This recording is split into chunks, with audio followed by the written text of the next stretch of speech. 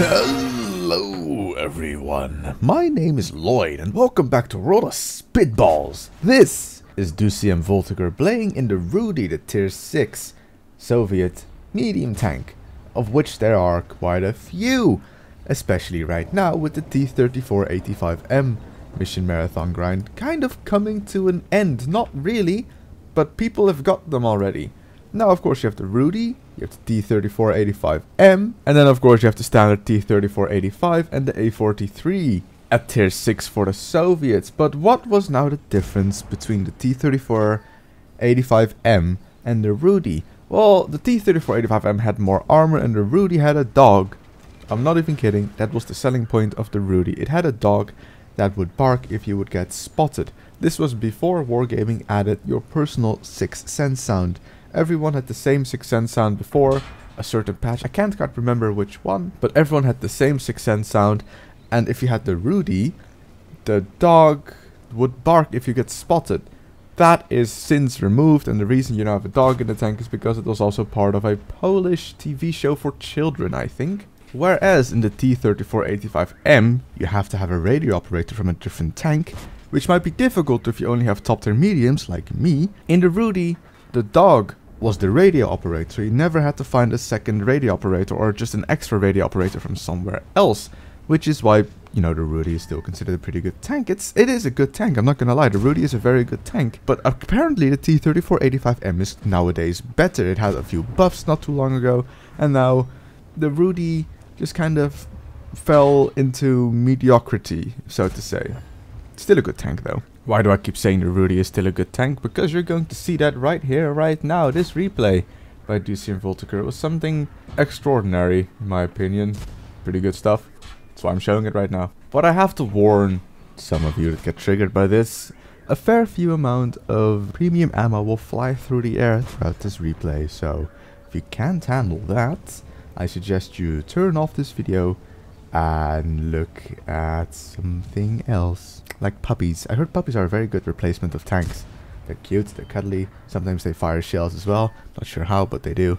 Or, I'm not being sponsored by Wargaming, you could buy the Rudy because it has a pupper inside of the tank. See, it's all coming together now. On a more different note, still regarding World of Tanks, the top of the tree currently is the Object 140. If you haven't got the 140 yet, I would very much recommend you get that tank. It is a good tank, but next patch I heard it will get a buff and it will be even stronger. The roof armor weakness will be removed.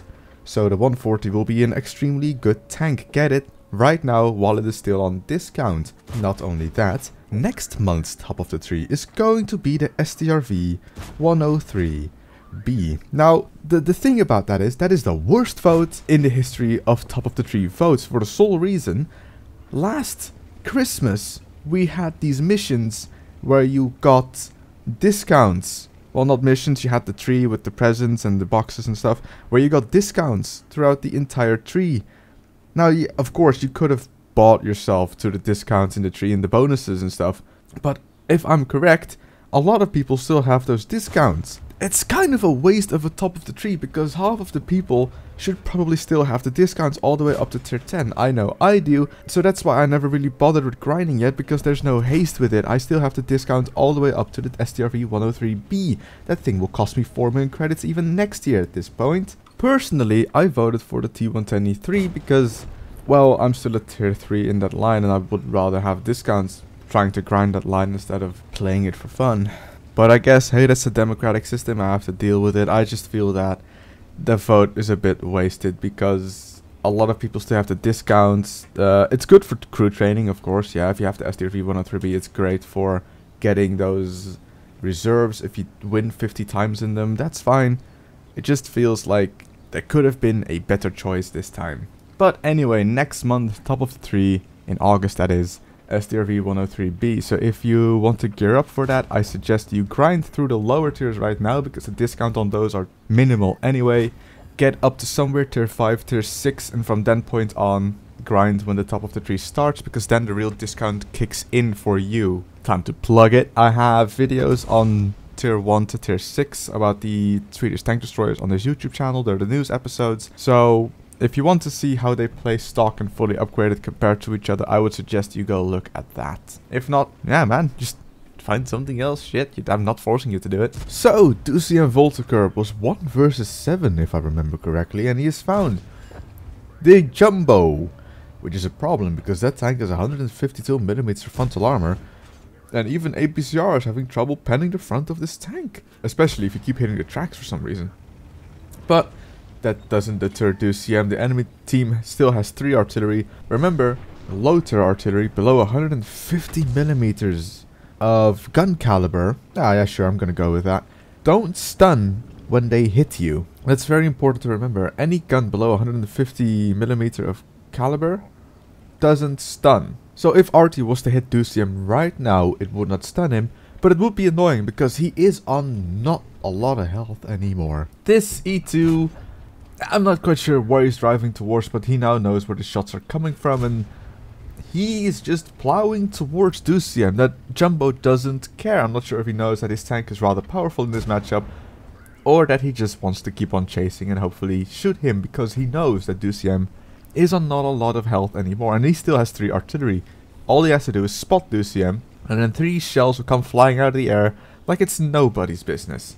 And while Ducien is running, I'll tell you another something. Next upcoming Saturday will be the last episode of Singularity. I know not a lot of people really care about that series, but the people that do like it, good that you like it. I know that it is not doing as good or as well as World of Tanks, and I fully understand that. This is a World of Tanks channel, not a scary look at me shooty game channel. But the thing is, I am having fun making those videos. It's a different kind of editing style, it's a different kind of play style. It is fun to just switch things up a bit. Of course, the views will always be maybe 10% of what I get on the World of Tanks videos, and that's fine. But with Singularity ending, I'm going to start playing Metro 2033 and then Metro Last Light when I finish 2033 on the Saturday. So if you are interested in that, hey, that's some good news for you. If you're not interested in that, there will be 4 World of Tanks videos every week, pretty much anyway. But there's something else that I'm not going to tell you what it is, but it's not going to be World of Tanks related. It's going to be a separate game with a guest on the Wednesday, starting maybe next week, and if not the week after that. There will be a trailer coming out before the series starts. It's going to be something fun. Again, it's not World of Tanks. If you're not interested in it, you can ignore it like fire. If you are interested in it, I think you will enjoy it.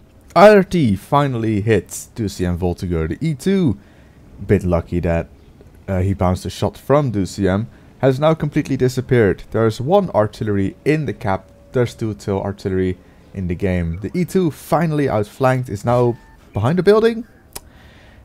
Ducien misses the shot. He is spotted again, but the E2 makes a terrible mistake of poking out. Finally, he is dead. 3 artillery left for Ducien to kill. He is on 9 kills at the moment. This could be a possible 12 kill game. And of course, not to forget, the Kolobanovs.